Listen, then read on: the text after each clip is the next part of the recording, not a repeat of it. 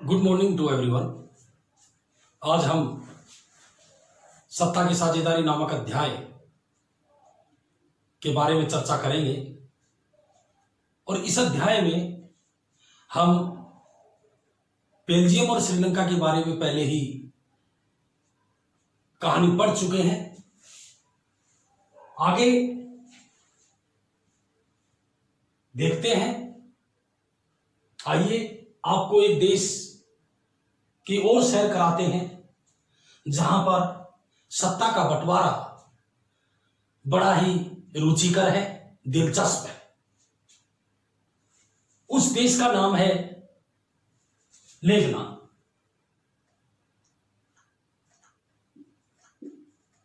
ये जो देश है ये लेबनान है, एशिया महाद्वीप में है, जिसकी राजधानी है बेरूत। बेल्जियम के बारे में मैंने आपको बताया था। बेल्जियम यूरोप महाद्वीप में पड़ता है। श्रीलंका के बारे में बताया था, श्रीलंका एशिया महाद्वीप में पड़ता है। अब तीसरा जो देश है जहां पर सत्ता का बंटवारा किया गया, उस देश का नाम है लेबनान। यह भी एशिया महाद्वीप में स्थित है। ध्यान रहे, ये तीनों महाद्वीप जो हैं, एशिया, यूरोप और अफ्रीका, तीनों महाद्वीप एक दूसरे के साथ जुड़े हुए दिखाई देते हैं, लेकिन कुछ भौगोलिक कारक इनको अलग अलग कर देते हैं। स्पष्ट दिखाई दे रहा है यूरोप महाद्वीप और अफ्रीका महाद्वीप को भूमध्य सागर अलग करता है। इधर अफ्रीका महाद्वीप है और इधर एशिया महाद्वीप है। बीच में ये जो आपको दिखाई दे रहा है, ये एक सिटी सी दिखाई आपको दे रही है, इसका नाम है लाल सागर। इस लाल सागर के पूर्व में जो भी क्षेत्र शुरू होता है वो एशिया महाद्वीप है। इस प्रकार से हम देखते हैं कि ये जो भूमध्य सागर है, इस भूमध्य सागर के तट पर स्थित जो देश है उनमें से एक देश है लेबनान, जिसकी राजधानी है बेरूत। इस लेबनान की कहानी के ऊपर हम आज चर्चा करेंगे और इसके बाद हम सत्ता की साझेदारी का अर्थ, ये क्यों जरूरी है, इसके विभिन्न रूप कौन कौन से हैं, उसके बारे में चर्चा करेंगे। तो देखिए, लेबनान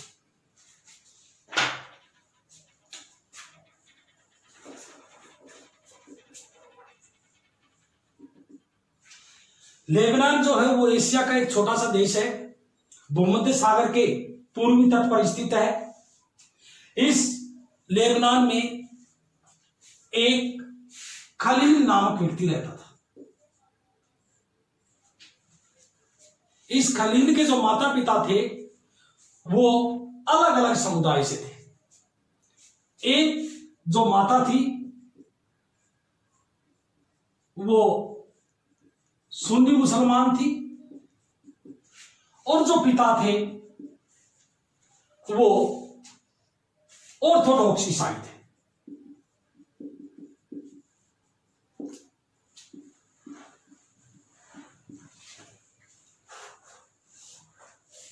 लेबनान में गृह युद्ध हुआ। इस गृह युद्ध में खलील का जो चाचा था वो मारा गया।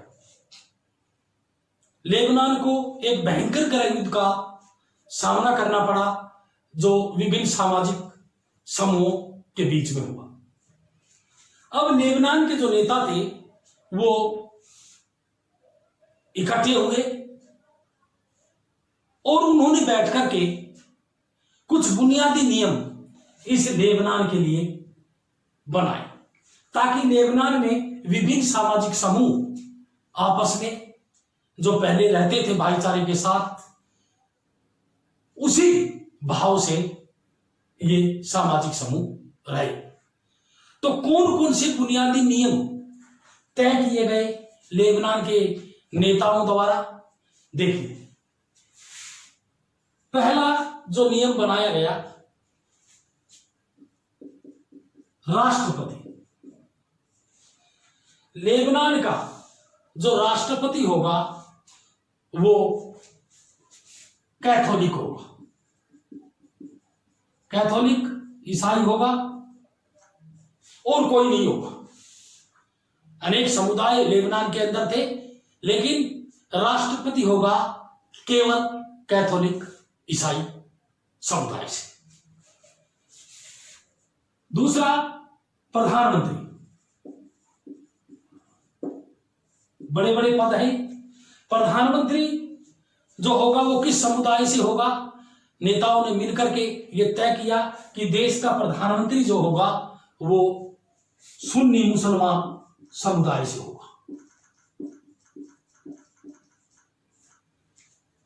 प्रधानमंत्री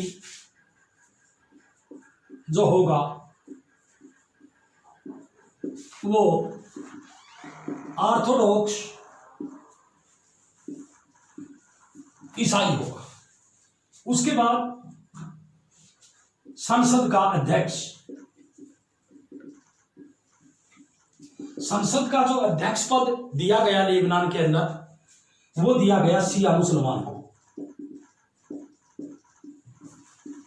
इस प्रकार लेबनान के अंदर विभिन्न समुदायों के बीच में सत्ता का बंटवारा किया गया। इसके बाद जो खलील है, खलील, इसकी यही उलझन थी कि देश के अंदर जो नियम है राष्ट्रपति बनने के, प्रधानमंत्री बनने के, उप प्रधानमंत्री बनने के, संसद का अध्यक्ष बनने के, ये नियम समान नहीं है। सभी समुदायों को बराबर अधिकार होना चाहिए, लेकिन यहां के लोग गृह युद्ध का सामना कर चुके थे और उनको यही नियम पसंद थे और आज भी इन्हीं बुनियादी नियमों का पालन लेबनान के अंदर हो रहा है। इसके बाद हम चलते हैं कि साझेदारी का अर्थ क्या है, ये क्यों जरूरी है, इसके पक्ष में कौन कौन से तर्क हैं और इसके विभिन्न रूप कौन कौन से। आइए देखो।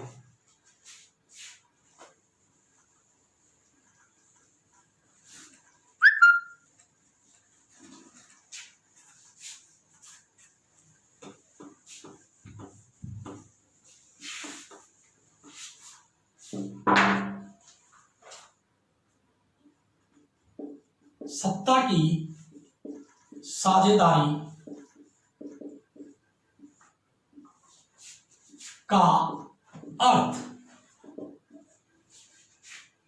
सत्ता की साझेदारी या सत्ता का बंटवारा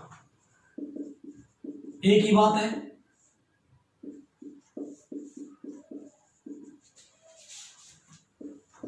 देश के लोगों के बीच में सत्ता का बंटवारा कर देना, देश के लोगों को शासन में भागीदार बना लेना, चाहे उसमें कोई भी समुदाय हो, उसे सत्ता की साझेदारी कहा जाता है। यह जरूरी क्यों है? सत्ता की साझेदारी जरूरी क्यों है? देखिए, देश के अंदर विभिन्न सामाजिक समूह रहते हैं। उन सामाजिक समूहों के बीच में टकराव ना हो, उस टकराव को दूर करने के लिए सत्ता की साझेदारी अति आवश्यक है। तो पहला जो आप बताएंगे वो बताएंगे सामाजिक समूहों के बीच टकराव को कम करना।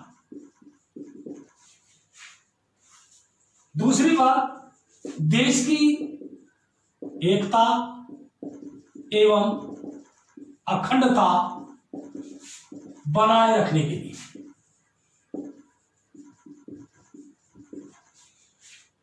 तीसरी बात, लोकतंत्र को मजबूत बनाने के लिए सत्ता की साझेदारी अति आवश्यक है। बताया गया है कि जो सत्ता की साझेदारी है वो लोकतंत्र की आत्मा है। इससे लोकतंत्र मजबूत होता है, क्योंकि लोकतंत्र में देश के लोगों को शासन में भागीदारी मिलती है, इसलिए सत्ता की साझेदारी जरूरी है। अगर आपसे यह पूछा जाए कि सत्ता की साझेदारी के क्या लाभ है, क्या महत्व है, तो यही पॉइंट्स जो हैं वो लाभ में बदल जाएंगे। इससे आप बताएंगे कि सत्ता की साझेदारी से सामाजिक समूह के बीच टकराव कम हो जाता है, टकराव का जो अंदेशा है वो कम हो जाता है, देश की एकता और अखंडता बढ़ती है, लोकतंत्र मजबूत होता है और देश विकास की डगर पर आगे आगे बढ़ता है। तो ये थी सत्ता की साझेदारी का अर्थ और सत्ता का बंटवारा, और सत्ता की साझेदारी क्यों जरूरी है। अब हम बात करेंगे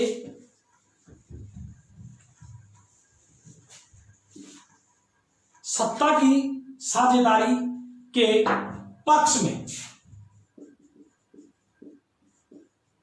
तर्क। सत्ता की साझेदारी के पक्ष में दो तर्क दिए जा सकते हैं। पहला तर्क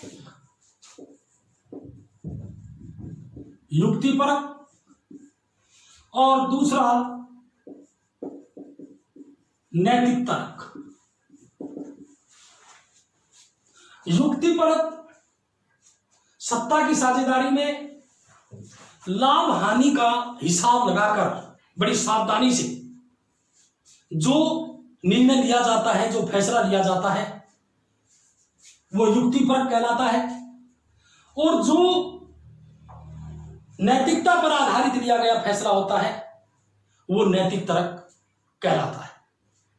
तो अगर आपसे एग्जाम में पूछा जाए कि भाई सत्ता की साझेदारी के पक्ष में कौन कौन से तर्क दिए गए हैं, कितने तर्क दिए गए हैं, तो आप बताएंगे सत्ता की साझेदारी के पक्ष में दो तर्क दिए गए हैं, एक युक्तिपरक तर्क और दूसरा नैतिक तर्क।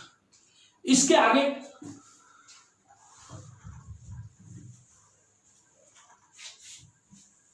सत्ता की साझेदारी के विभिन्न रूप या तरीके। एग्जाम में अगर आपसे पूछा जाए कि सत्ता की साझेदारी के विभिन्न रूप कौन कौन से हैं, विभिन्न तरीके कौन कौन से हैं, या सत्ता की साझेदारी किस किस के बीच में हो सकती है, तो देखिए नंबर 1, सरकार के विभिन्न अंगों के बीच। बहुत इंपॉर्टेंट है, कई बार एग्जाम में यह प्रश्न पूछा जाता है, 5 अंक का भी आता है, और इसमें से टुकड़े करके भी प्रश्न आपसे पूछे जा सकते हैं। तो सरकार के विभिन्न अंगों के बीच में सत्ता का जो बंटवारा होता है किस तरह होता है।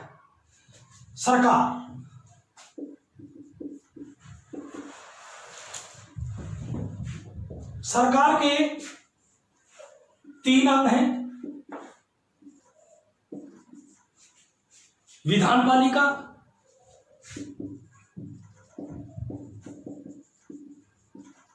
कार्यपालिका और न्यायपालिका। ये 3 अंग माने जाते हैं सरकार के। सरकार का वह अंग जो कानून बनाता है उसे विधानपालिका कहते हैं, और इसे हमारे देश के अंदर संसद बोला जाता है। सरकार का वह अंग जो कानूनों को लागू करता है उसे कार्यपालिका कहते हैं। जो कानूनों को लागू करने वाला अंग है देश के अंदर उसको कार्यपालिका कहते हैं। जो कानून बना रहा है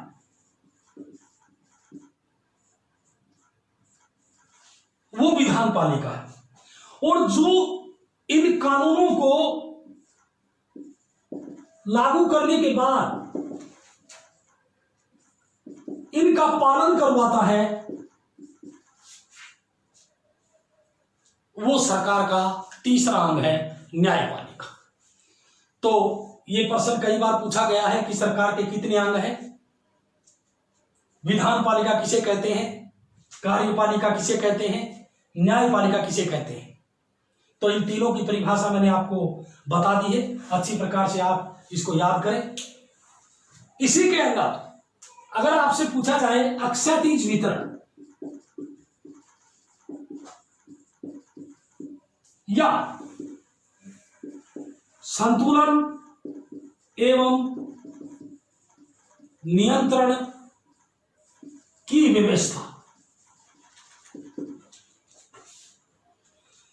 जो अक्षैतिज वितरण है वो सरकार के विभिन्न अंगों के बीच पाया जाता है। विधानपालिका, कार्यपालिका और न्यायपालिका, ये तीनों अंग अपने अपने अधिकार क्षेत्र में रह करके अपना कार्य करती है। कोई भी अंग अपनी सत्ता का असीमित रूप से प्रयोग नहीं कर सकता। तीनों ही अंग एक दूसरे पर अंकुश रखते हैं और नियंत्रण बनाए रखते हैं। इसलिए इस व्यवस्था को संतुलन एवं नियंत्रण की व्यवस्था कहा जाता है। इसमें अक्षैतिज वितरण किसे कहते हैं, आप बता सकते हैं कि सरकार के विभिन्न अंगों के बीच में अक्षैतिज वितरण पाया जाता है, जिसमें विधानपालिका, कार्यपालिका और न्यायपालिका अपने स्तर पर रहकर अपना अपना कार्य करती है। और अगर आपसे पूछा जाए संतुलन एवं नियंत्रण की व्यवस्था, तो इसमें थोड़ा सा और आगे बढ़ा दीजिए कि तीनों अंग एक दूसरे पर अंकुश रखते हैं, एक दूसरे पर नियंत्रण रखते हैं और अपने अपने अधिकार क्षेत्र में रहते हुए काम करते हैं। जैसे न्यायपालिका का चुनाव कौन करता है, आपको पता है। न्यायपालिका का जो गठन करता है वो कार्यपालिका करती है। लेकिन जब विधानपालिका और कार्यपालिका कानून बनाते हैं तो उस समय न्यायपालिका इनके ऊपर अंकुश रखती है। इसलिए इस व्यवस्था को संतुलन एवं नियंत्रण की व्यवस्था कहा जाता है।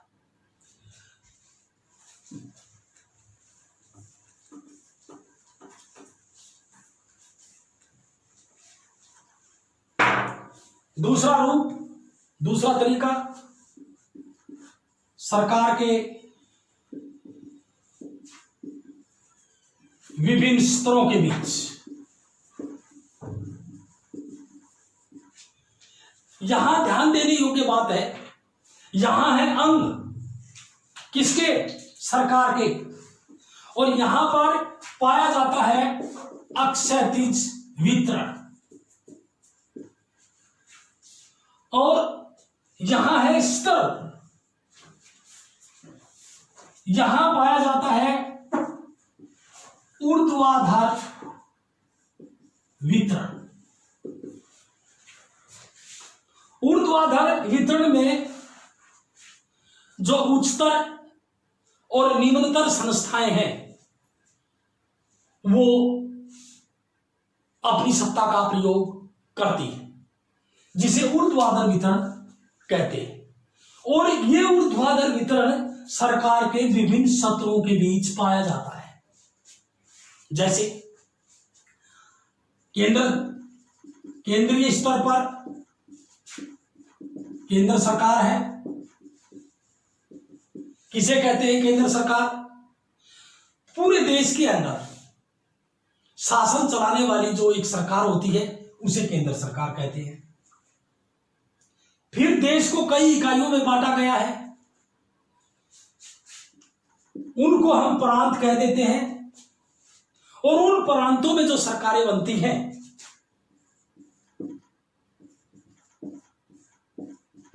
उसे राज्य सरकार कहते हैं।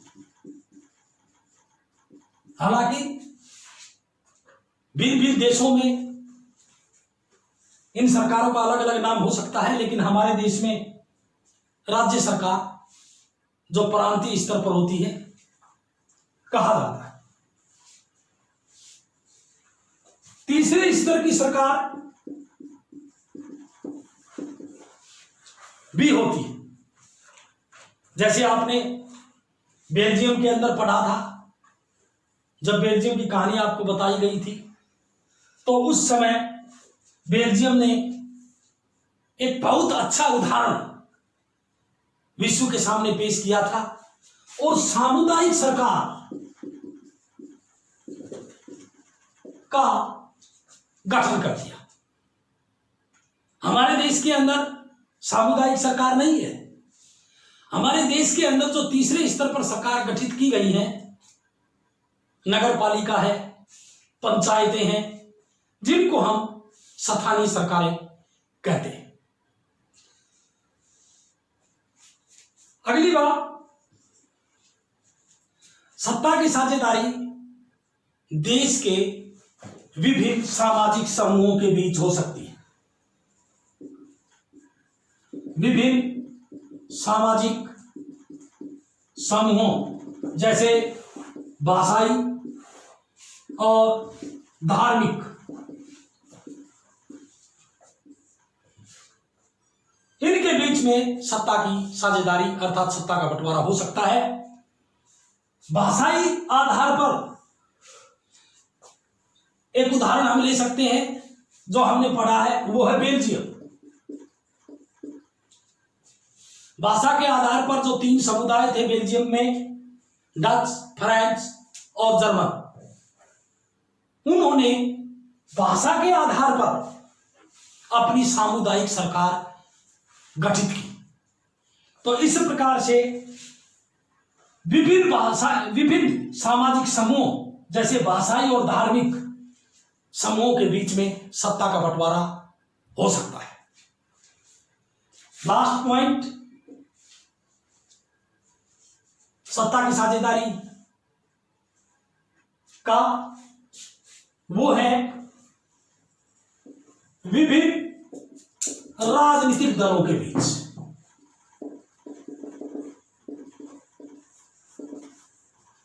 आपको पता है, जिस देश में लोकतांत्रिक व्यवस्था है उस देश में अनेक राजनीतिक दल पाए जाते हैं।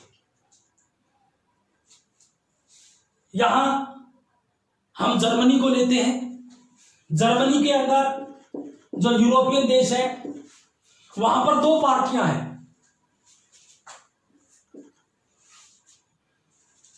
पहली पार्टी सोशल डेमोक्रेटिक पार्टी, दूसरी पार्टी क्रिश्चियन डेमोक्रेटिक पार्टी। इन 2 पार्टियों के बीच में एक बार ऐसा हुआ, 2005 ईस्वी में चुनाव हुए और उन चुनाव में दोनों पार्टियों को बहुमत नहीं मिला और बहुमत न मिलने के कारण इन दोनों पार्टियों का गठबंधन हुआ और इन्होंने शासन चलाना शुरू कर दिया।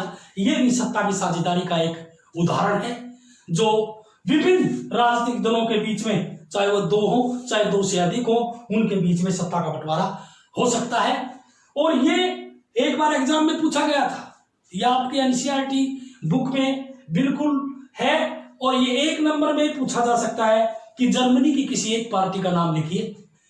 तो ये इन दोनों पार्टियों को आपने याद करना है और इसमें से अगर 2 नंबर का पूछा जाए तो दोनों पार्टियों के नाम लिख दो, 1 का पूछा जाए तो 1 पार्टी का नाम लिख दो। इस प्रकार से आज हमारी ये सत्ता की साझेदारी नामक अध्याय 3 चरणों में मैंने पूरा किया है, पार्ट 1, पार्ट 2 और आज जो ये वीडियो बनाई है इसमें जो शेष भाग था वो कंप्लीट हो गया है।